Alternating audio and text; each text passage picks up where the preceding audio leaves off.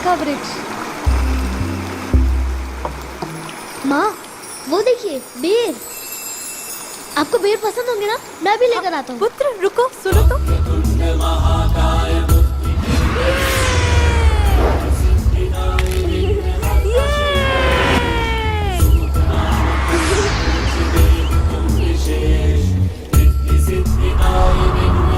पुत्र कंधे से बालक ने माता के लिए प्रेम वश कठिनाई पूर्ण श्रम किए, ऊंचे तरुवर से बेर चुन लिए, तुम ठीक हो? ये लीजिए बेर माँ।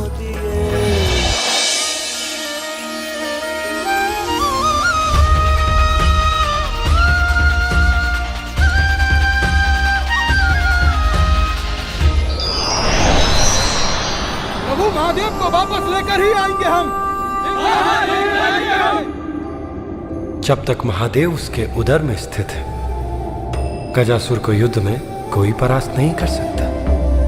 इसीलिए उससे युद्ध करने का कोई लाभ नहीं। लाभ हानि का विचार नहीं करूंगा मैं प्रभु, बल्कि अभी वहां जाकर उस गजासुर से युद्ध करके अपने महादेव को मुक्त कराऊंगा।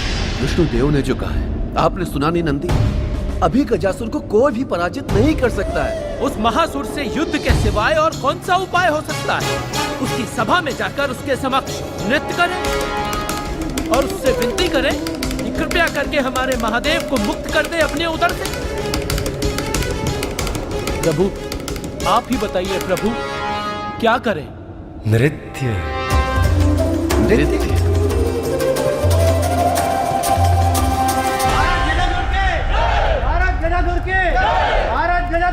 नहीं के अधिपति नहीं हो तुम गजासुर। बल से नहीं छल से पराजित किया है तुमने हम देवताओं को। अच्छा, कठोर तप छल कब से हो गया सूर्यदेव? तप किया है मैंने, कठोर तप। अब इसमें मेरा क्या दोष कि भगवान बिना सोचे विचारे किसी भी भक्त को कोई भी वरदान दे देते हैं। गजासुर!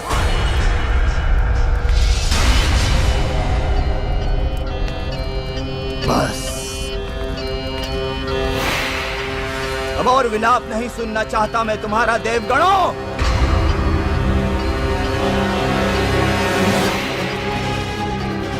ये हम असुरों के आनंद का समय है। हमारे मनोरंजन की व्यवस्था की जाए।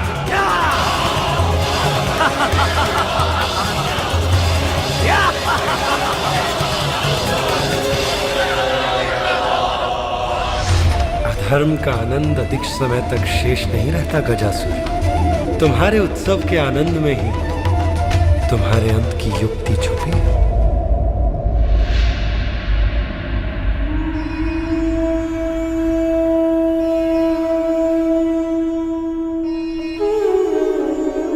आशा है भ्राता श्री हरि शीघ्र मेरे स्वामी को लौटा लाएंगे।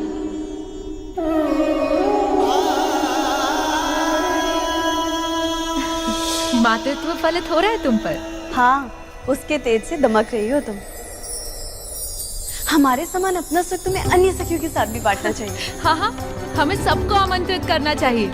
हाँ, ये तो बहुत अच्छा होगा। सभी देवियां आके मेरे पुत्र को आशीष देंगी। बहुत बड़ा उत्सव मनाएंगे हम। कितना आनंद आएगा ना। और हमें पूरी व्यवस्था भी करनी है। ये तो बताओ कौन कौन से व्यंजन बनाएंगे और सजावट कैसे हो? अरे अरे बस करो तुम दोनों, पहले मुझे सभी देवियों को निमंत्रण तो भेजने दो।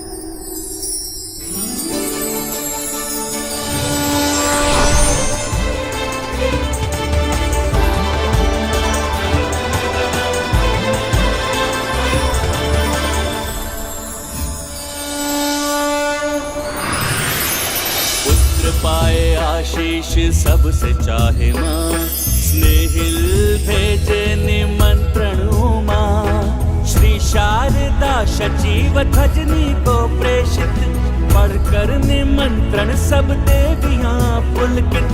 बालक को सोच हुई भाव से विभोर, जल्दी देवियाँ सभी कैलाश ओर।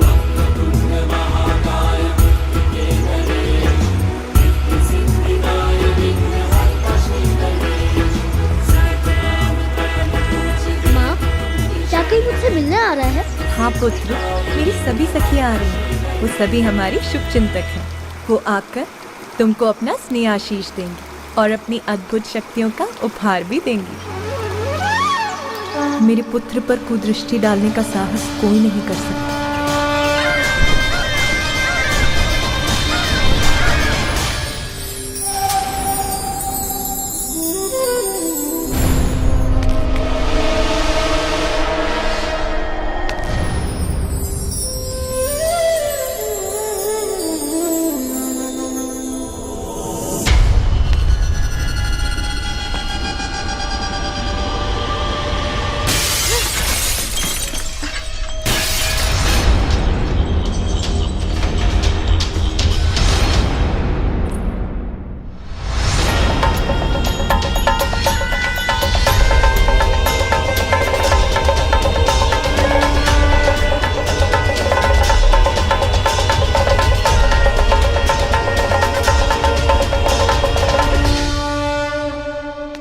स्वामी शनिदेव, विध्वंसक है आपकी दृष्टि।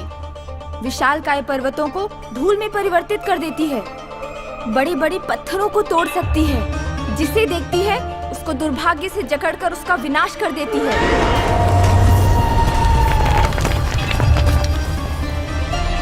तब तो फिर मेरे दर्पण मात्र दर्पण है। वो आपकी दृष्टि का दुष्प्रभाव कैसे सहन कर सकते हैं?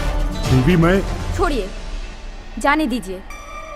वैसे भी मेरा श्रृंगार लगभग पूर्ण हो चुका है। मैं देवी पार्वती के भवन जा रही हूँ उस दिव्य बालक से मिलने। दिव्य बालक? कौन दिव्य बालक?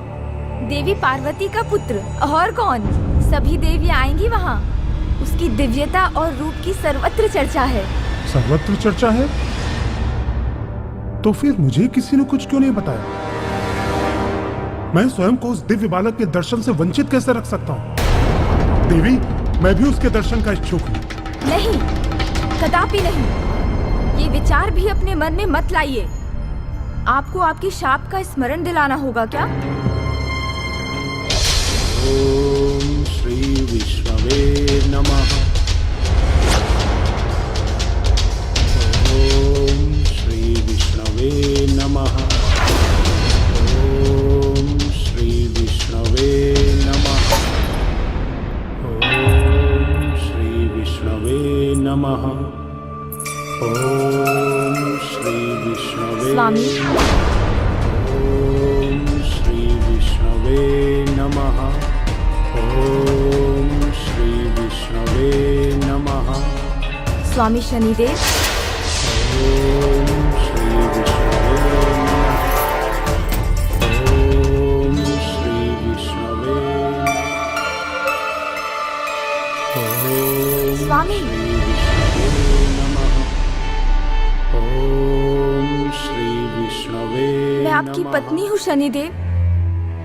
आपकी दृष्टि मुझ पे कभी क्यों नहीं पड़ती? ओम श्री विष्णवे नमः।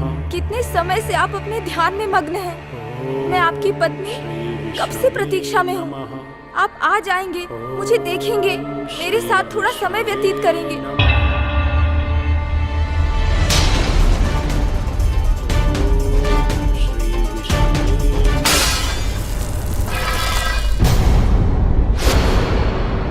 आपकी पत्नी हूँ मैं, सौंदर्य संपन्न हूँ, फिर भी मेरी ये उपेक्षा, मेरा ऐसा अपमान। मुझे अनदेखा कर आप सदा ध्यान में ही रहते हैं तो उचित है। मेरी बात नहीं सुनेंगे तो मैं आपको शाप देती हूँ। मेरे सिवा जिस पर भी आपकी दृष्टि पड़ेगी, दुर्भाग्य और विपत्ति से घिरकर उसके जीवन का विनाश होगा।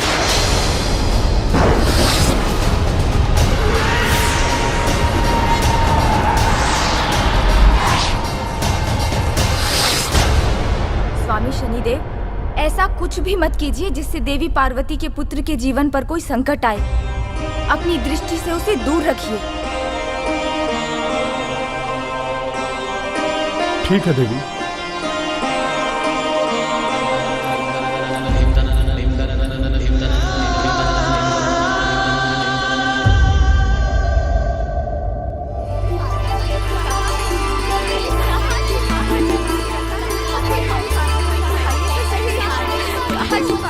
अब बता भी दीजिए, कहाँ छिपा कर रखा है आपने अपने पुत्र को? मैंने कहाँ छिपा रखा है? कहाँ है? दिखाइए तो हमें। माँ,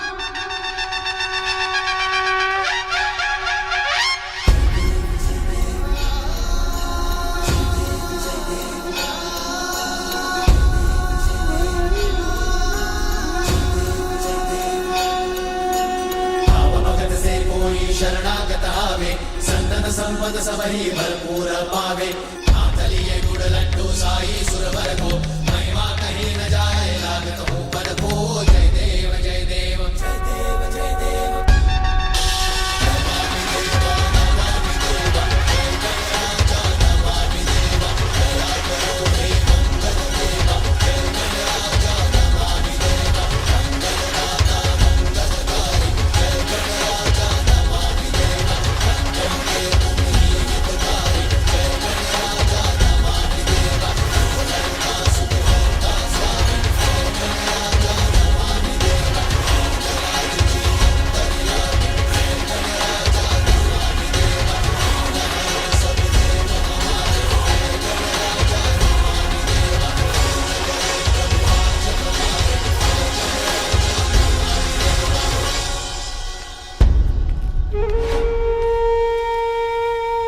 देवी पार्वती, आपका पुत्र तो मेरी कल्पना से भी अधिक सुंदर है।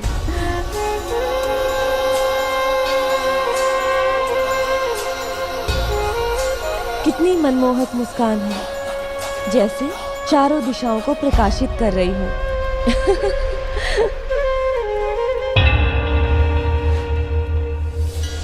इनके नेत्र तो बिल्कुल आप पे गए देवी पार्वती। नहीं, मेरे अनुसार नेत्र पिता के हैं, किंतु इनकी सौम्य और मन भावन मुस्कान आपकी है देवी पार्वती। किंतु मेरे अनुसार ये अपनी माँ देवी पार्वती के प्रतिरूप है। हाँ, बिल्कुल देवी पार्वती का ही रूप। पार्वती के प्रतिरूप है। शांत हो जाइए।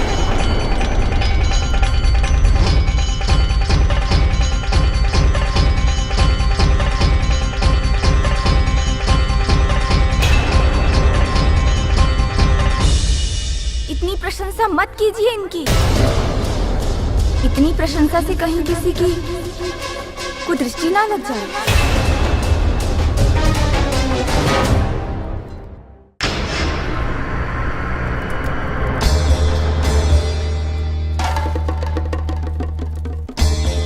भाग्य पे नहीं मेरा वश, इसीलिए मैं हूं विवश।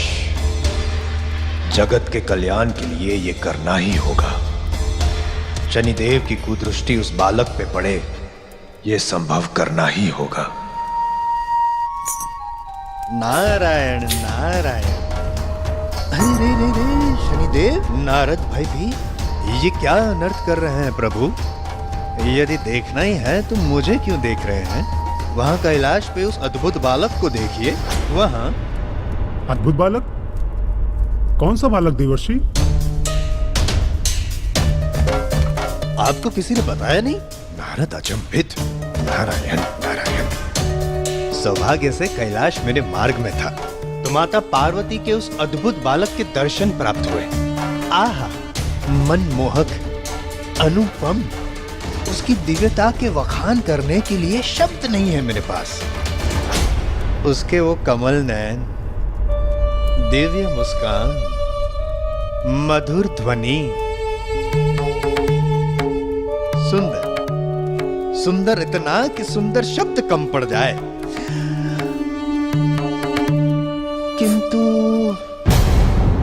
किंतु क्या देवर्षि, आप किस सोच में पड़ गए? नारद विचारग्रस्त। बालक अधिक किस पर गया है? महादेव पर, माता पार्वती पर, या दोनों पर?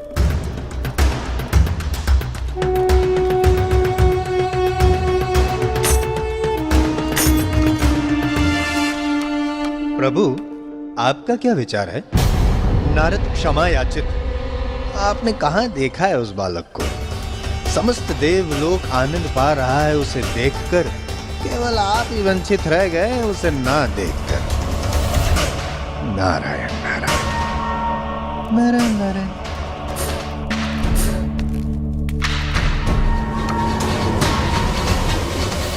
शनिदेव, एक सुझाव दूं? आप भी उस बालक को देख क्यों नहीं लेते? ये आप क्या कह रहे हैं देवर्षि? मैं अपनी कुदृष्टि लेकर कैलाश पर जाऊं? ना ना ना ना ना ना। अधिक समय तक देखने का कौन दे रहा है सुझाव? क्षण भर के लिए देख लीजिए, यही है नारद का भाव। क्षणिक देख के घुमा लीजिएगा अपनी दृष्टि, इसमें कहाँ घूमने वाली है सृष्टि। नारायण नारायण।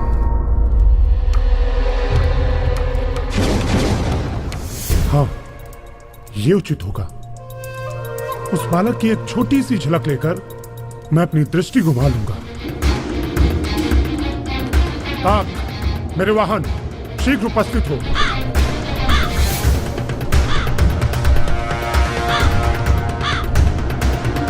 तीव्र वेग से उड़कर मुझे कैलाश पहुंचाओ।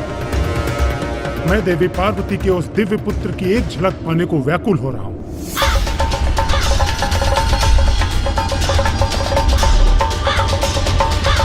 शनिदेव की पत्नी ने उचित कहा, मेरे पुत्र पर किसी की भी कुदृष्टि नहीं पड़नी चाहिए। सारी देवियां तुम्हें इतना आशीर्वाद देंगी पुत्र कि कोई भी तुम्हारा कुछ अनिष्ट नहीं कर सकता।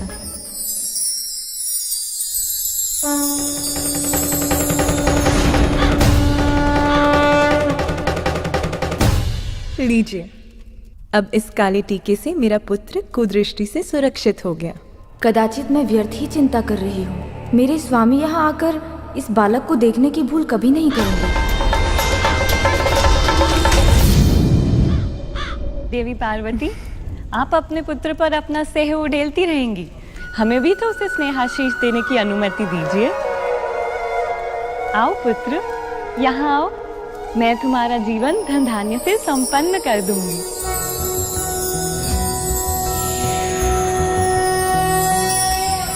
सर्वज्ञे सर्ववरदे सर्वदुष्ट भयंकरी सर्वदुख हरे हरे महालक्ष्मी नमोस्तुते।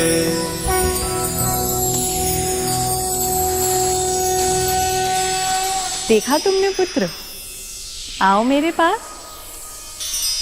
अपनी माँ की आंचल की छांव में उनके स्नेह का सौभाग्य प्राप्त है मुझे, तो मुझे धन धान्य की क्या लालसा। धन्य है देवी पार्वती, अद्भुत है उनका बालक जिसको कोई लालसा ही नहीं। मेरी लालसा तो बढ़ती ही जा रही है उस बालक के दर्शन के लिए। अच्छा, मेरे पास आओ, मैं तुम्हें सृष्टि का समस्त ज्ञान दूंगी। आओ।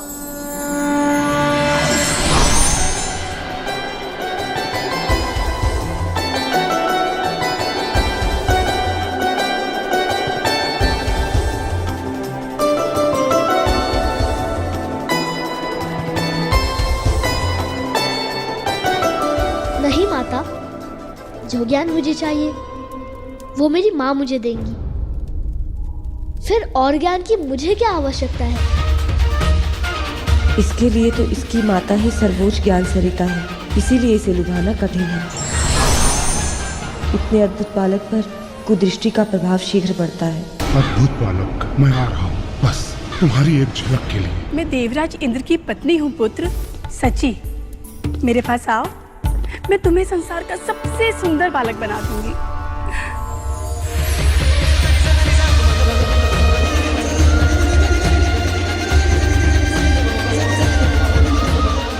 मेरी माँ के लिए तो मैं सबसे सुंदर बालक हूँ, फिर मुझे और सुंदरता की क्या आवश्यकता। जितना सुंदर रूप है उतने ही मधुर बोल हैं इसके। धन्य है ये पार्वती पुत्र, इसका सब शुभ हो, अशुभ इसका स्पर्श भी ना कर सके।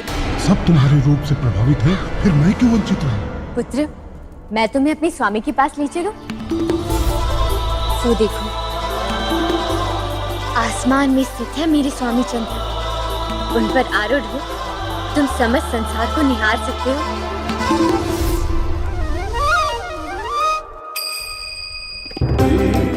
जब मेरी माँ ही मेरा संसार है, तब तब मैं और संसार को देखकर क्या करूँगा? अपनी माता के प्रति ऐसी अद्भुत अपार निष्ठा है इस बालक की। माता और पुत्र दोनों सुरक्षित रहे, किसी की कुदृष्टि न पड़े इस बालक पर।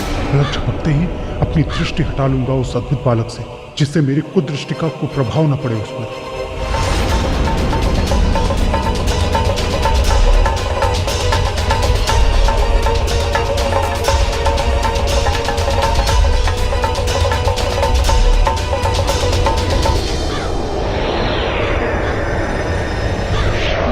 आओ पुत्र, मैं तुम्हें ऐसा आशीष दूंगी कि किसी की भी कुदृष्टि का तुम पे कोई प्रभाव ना हो। आशीष के लिए धन्यवाद, किंतु मुझे किसी की बुरी दृष्टि कैसे लग सकती है? बस एक झलक पाना चाहता हूँ उस दिव्य बालक की, क्योंकि मेरी माता सदैव मेरी रक्षा करेंगी और मैं भी उनके साथ रहूंगा और उनकी रक्षा करूंगा।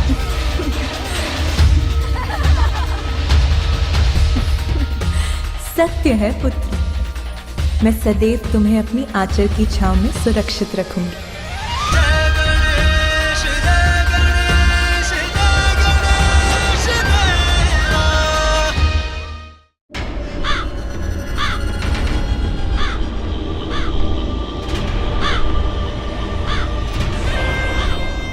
काग, तुम कैलाश तक नहीं जा सकते, मुझे वहां चलकर ही जाना होगा। देवी पार्वती नंदन को बस एक झलक देखकर शीघ्र ही लौटूंगा। स्वामी शनिदेव, ऐसा कुछ भी मत कीजिए जिससे देवी पार्वती के पुत्र के जीवन पर कोई संकट आए। अपनी दृष्टि से उसे दूर रखिए। समस्त देवलोक आनंद पा रहा है उसे देखकर, केवल आप ही वंचित रह गए उसे ना देखकर। मेरी मात्र एक छोटी सी झलक पा लेने से उस दिव्य बालक को भला क्या क्षति पहुंच सकती है?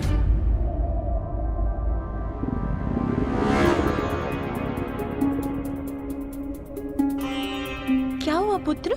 पता नहीं माँ, अचानक मेरे उदर में हलचल हो रही है।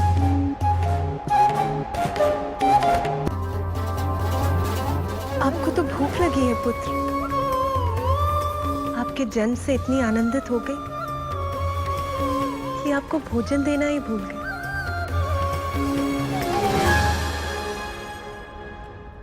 देवी कामधेनु,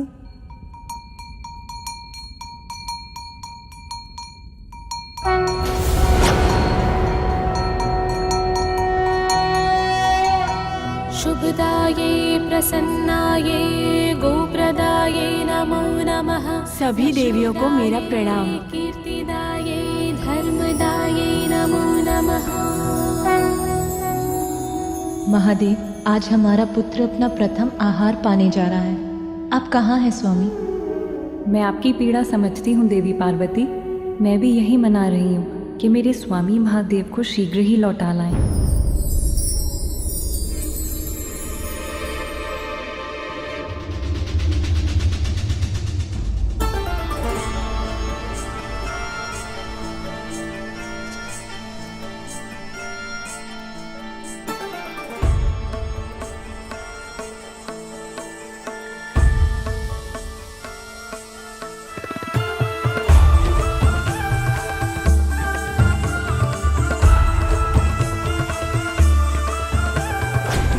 प्रभु भोलेनाथ, इन पापी अधर्मी असुरों के मध्य रहने को बाध्य हैं।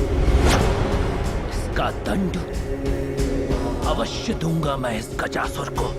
अपना क्रोध त्याग दो नंदी और इससे युद्ध के विचार को भूल जाओ, क्योंकि जो कार्य एक तिनके से संभव उसके लिए खड़क उठाने की क्या आवश्यकता है?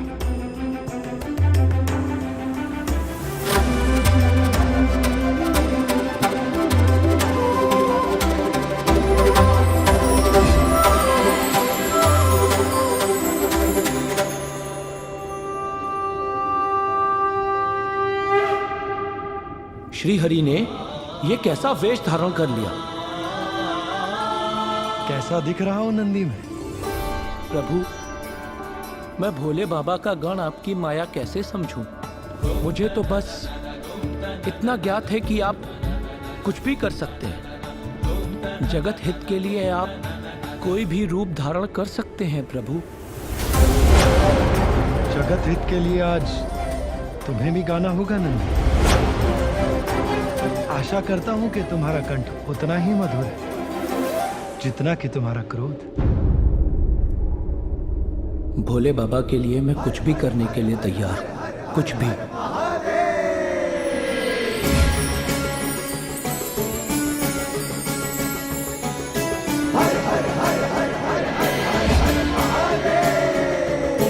धन्य है आप प्रभु और धन्य है आपकी माया। भोले बाबा आप शीघ्र लौट आइए, नहीं तो आपके मित्र विष्णुदेव न जाने मुझसे क्या क्या करवा ले।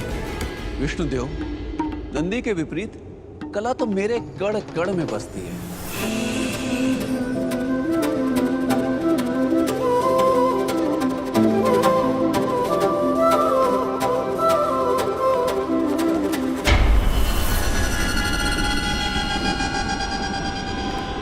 प्रणाम देवी कामधेनु। आप तो सभी गौ की दिव्य माता हैं, जीवन की निरंतरता और समृद्धि की प्रतीक हैं। अपने पवित्र दुग्ध से मुझे अपने पुत्र की भूख मिटाने की अनुमति दीजिए। माता, आपने शुभ कार्य के लिए मेरा आवाहन करके मुझे कृतार्थ कर दिया।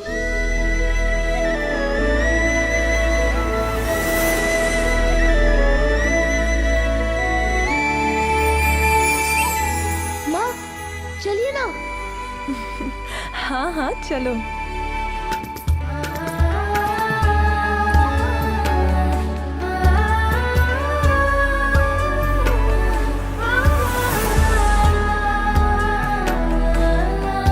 माता, आज मेरा दुग्ध आपके दिव्य पुत्र का आहार बनेगा।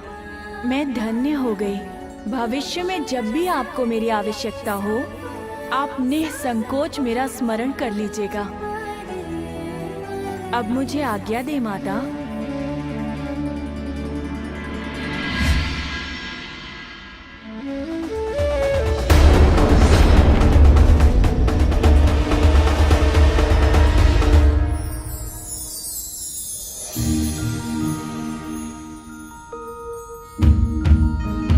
प्रतीत होता है पुत्र प्रेम में इतना रम गई देवी पार्वती कि ये भी भूल गई कि हम सब भी यहाँ हैं। पर इसमें उनका दोष नहीं। पुत्र प्रेम में माँ का रमना तो स्वाभाविक है।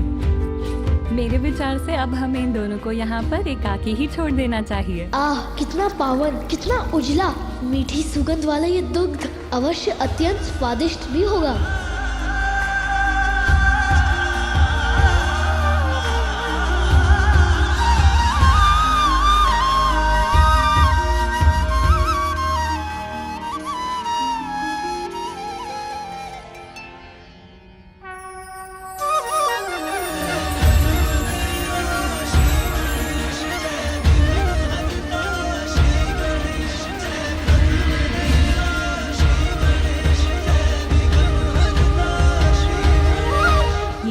आपको आपके पिता के समान शक्तिशाली बना देगा पुत्र। सच माँ?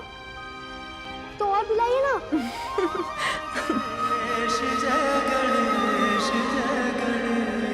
शीघ्र आपकी भेंट आपके पिता से होगी।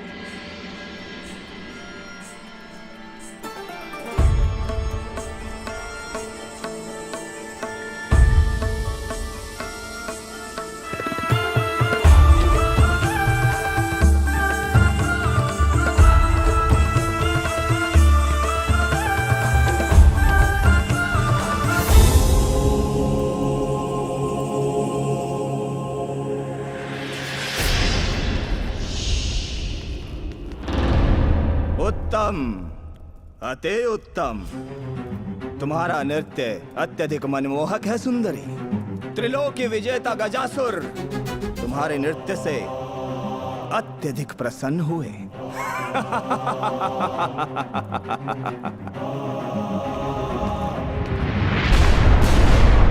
मदिरा।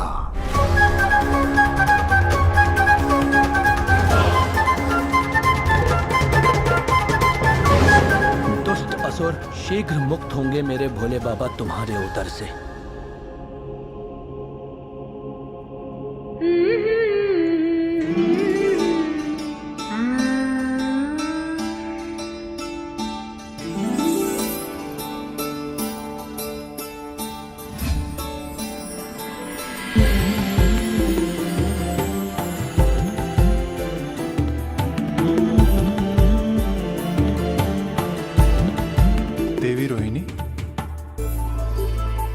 स्वामी आप मेरा अपने पति चंद्र का तिरस्कार कर रही हैं? तिरस्कार? मैं आपका ध्यान अपनी ओर आकृष्ट करने का प्रयास कर रहा हूँ, किंतु आप हैं कि इस गीत में खोई हुई हैं।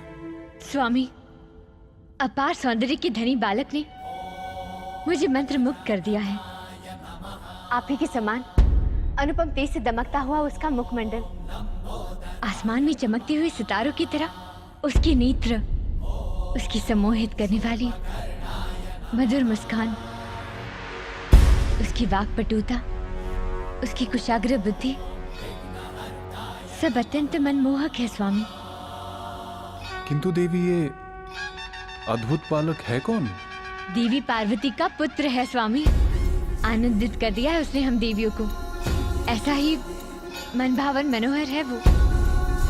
प्रतीत होता है स्वामी कि आयु में वृद्धि के साथ वो आपसे भी अधिक रूपवान और आकर्षक हो जाएगा। सभी देवताओं में सबसे सुंदर माना जाता हूँ मैं, किंतु एक बालक मुझसे भी अधिक सुंदर और मनोहर। आश्चर्य है।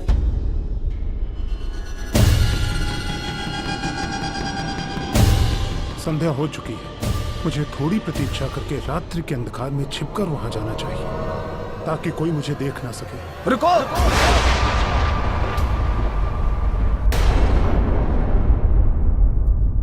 तुम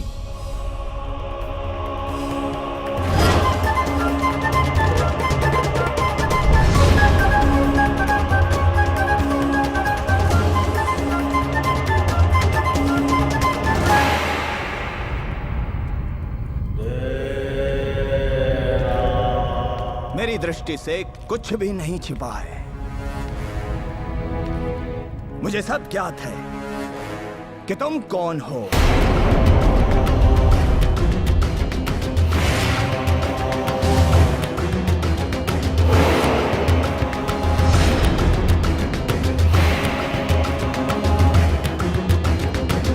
अवश्य तुम ही हो हमारा विशेष मनोरंजन। तो विलंब क्यों? प्रारंभ करो।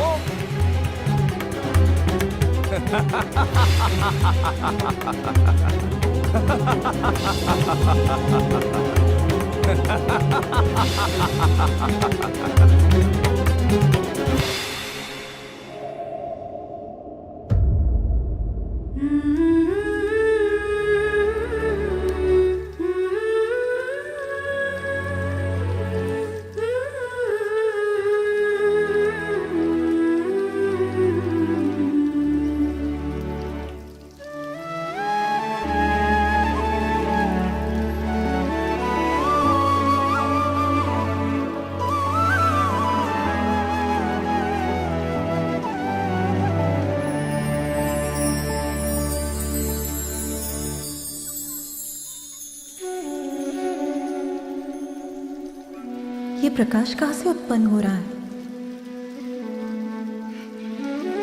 ओह, तो ये चंद्रदेव है। उचित था देवी रोहिणी का कथन। एक बालक का इतना दिव्य आकर्षक स्वरूप तो मैंने भी नहीं देखा।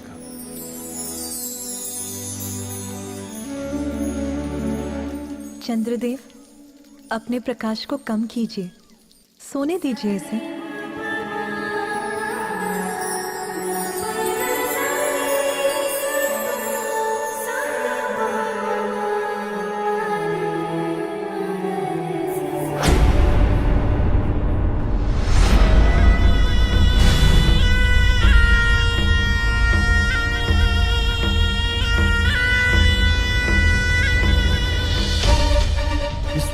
बिना अनुमति के भवन में मेरा प्रवेश तो अनुचित होगा। कदाचित मुझे पीछे से छिपकर जाना चाहिए और कक्ष में जाकर ढूंढना चाहिए माता पार्वती के पुत्र को।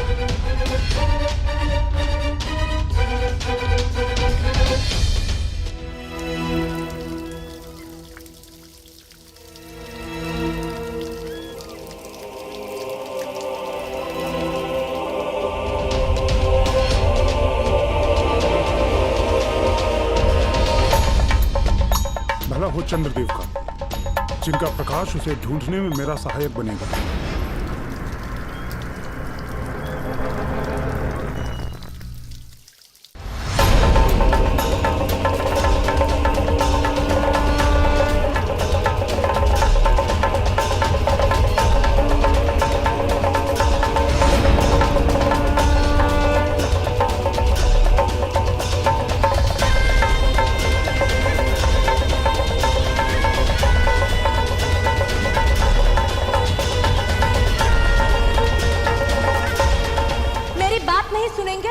श्राप देती हूँ, मेरे सिवा जिस पर भी आपकी दृष्टि पड़ेगी दुर्भाग्य और विपत्ति से घिरकर उसके जीवन का विनाश होगा। कदाचित ये संकेत है, मुझे और आगे नहीं बढ़ना चाहिए। मेरी दृष्टि से उसका अनिष्ट हुआ तो मैं अपने आप को कभी क्षमा नहीं कर सकूंगा। चलो, अपने हृदय को तो मना भी लूंगा, किंतु माता पार्वती के कोप से कैसे बचूंगा? कदाचित मैं व्यर्थ ही इतनी चिंता कर रहा हूं। दूर से बस एक झलक भर देखकर अपनी दृष्टि फेर लूंगा, बालक के निकट तक जाऊंगा ही नहीं। ऐसे देखूं उसे, उसका मुख तो माता पार्वती के आंचल से छिपा हुआ है। संभव है यही उचित हो। मेरी दृष्टि इस बालक को संकट में ही डालती। कदाचित नियति को भी यही स्वीकार है।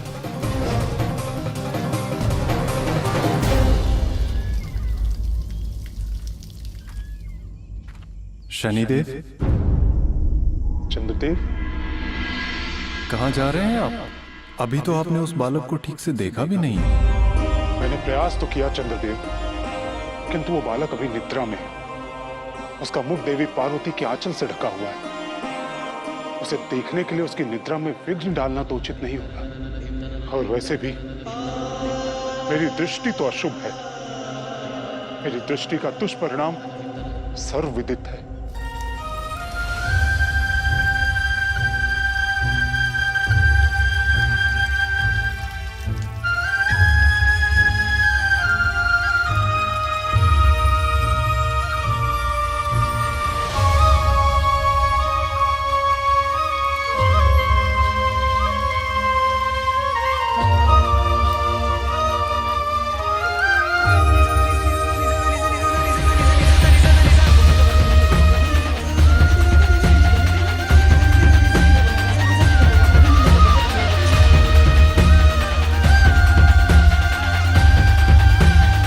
शनिदेव, अब वो निद्रा से जागृत हो चुका है।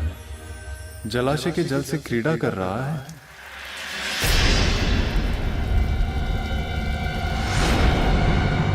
आप यही चाहते हैं ना कि आपकी दृष्टि उस बालक पर ना पड़े? तो मेरा प्रकाश जलाशय में उसका प्रतिबिंब उत्पन्न कर देगा। आप उसे ही देख लीजिए। इससे वो बालक आपकी दृष्टि से भी सुरक्षित रहेगा। क्षणिक देख के घुमा लीजिएगा अपनी दृष्टि। इसमें कहाँ घूमने वाली है सृष्टि? धन्यवाद चंद्रदेव, आपका यह सुझाव उचित है। उसका प्रतिबिंब देखने में तो मुझे कोई दुविधा नहीं होगी।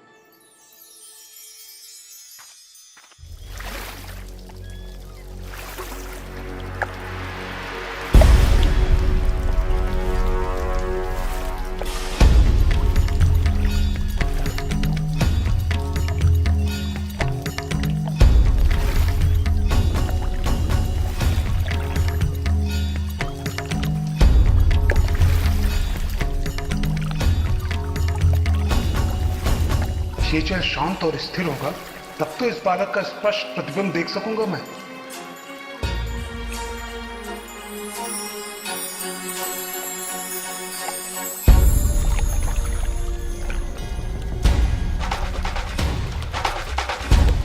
हाँ, अब उचित है।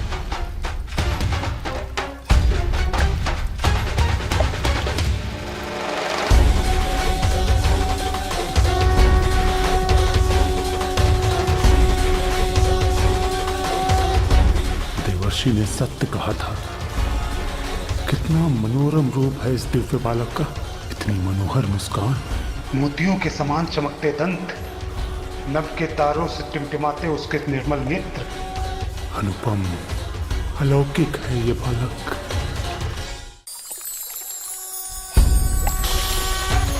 इसके अद्भुत रूप की एक झलक तो प्राप्त हो गई, कितना अनोखा दिव्य रूप है बालक का।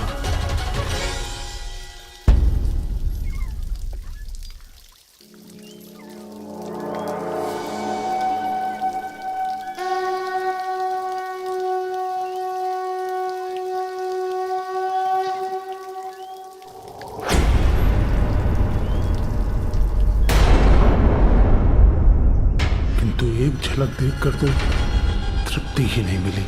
हृदय तो तभी तृप्त होगा जब पूर्ण रूप से देखूंगा मैं इस बालक को।